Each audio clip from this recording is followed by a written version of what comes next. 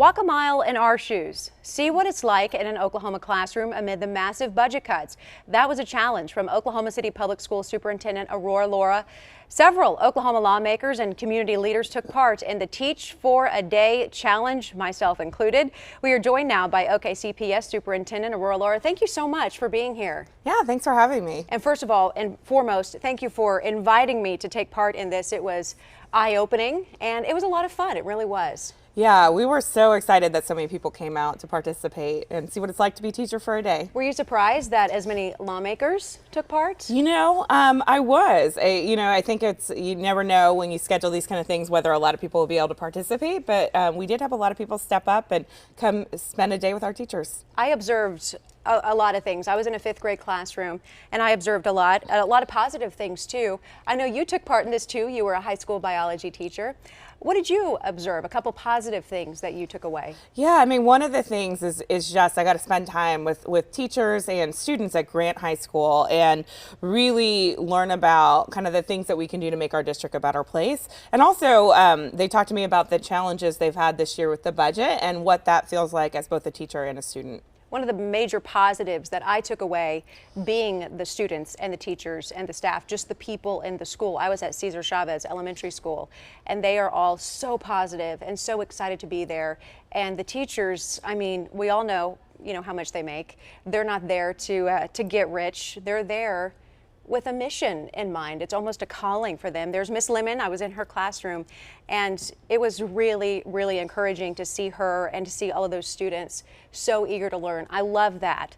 I did notice some things that were concerning. When we walked in, half of the lights in the school were all turned off to save money. That was shocking to me. Yeah, we've been doing a lot of things this year to really kind of stretch every penny. And the challenge becomes we are thinking that if something doesn't change, we're going to probably have to cut further and do even more to save money at this point. In your first month as the superintendent of the largest school district here in our state, being Oklahoma City Public Schools, you had to cut $30 million from your budget? $30 million my first month. So we closed schools, we laid off hundreds of employees, canceled textbook purchases. It was just it was a really, really challenging time, and this has been a challenging year in the school district. Another challenge that I noticed in the classroom, there were no substitute teachers. There were 8, I believe, teachers out sick. There was some horrible stomach bug going on at that school. And so the classroom I was in, she already had 26 fifth graders, which is a lot. Then she had 8 on top of that from another classroom because there was not another sub. So they split up that classroom. And so she had 35, 34 students, and half of them or a third of them weren't even hers. Why no substitutes?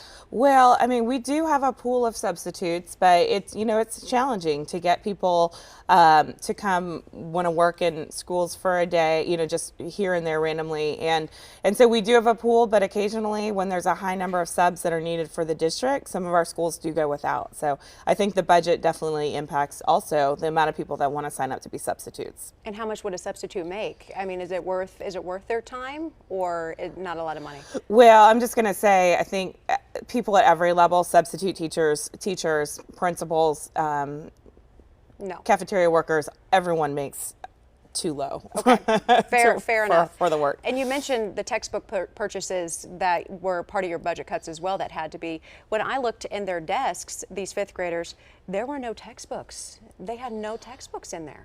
Yeah, so we did have to cancel textbook purchases this past year.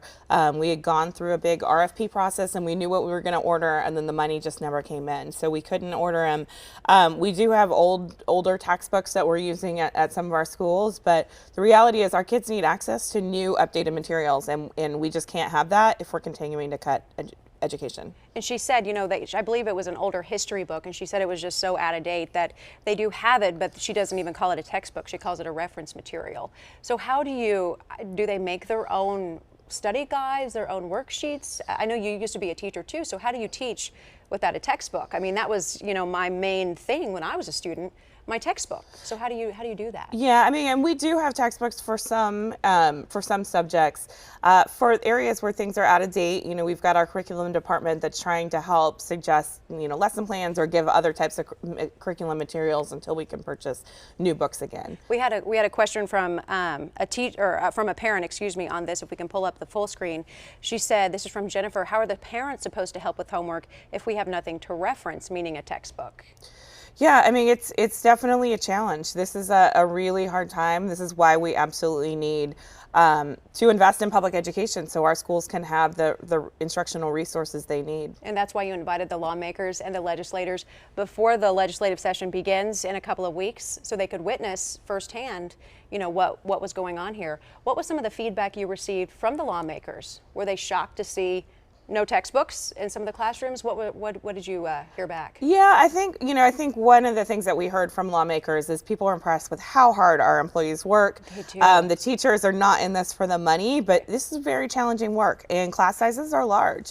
I think that's one of the biggest surprises that people had is just, wow, you know, how do teachers manage this much work, this many students?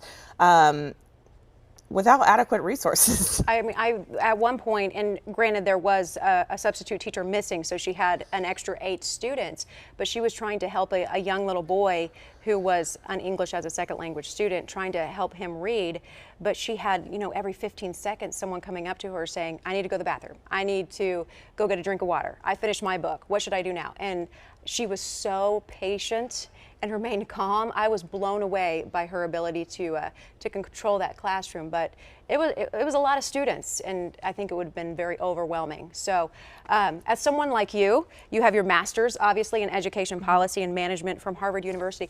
If you were running the show here, how do we fix the problem? I mean, big picture, we're going to have to come up with some new revenue. There's just not enough More money to okay. go around. And right now, schools have done so much creative work on cutting and stretching dollars, but we just cannot continue to raise class sizes and cancel textbook purchases.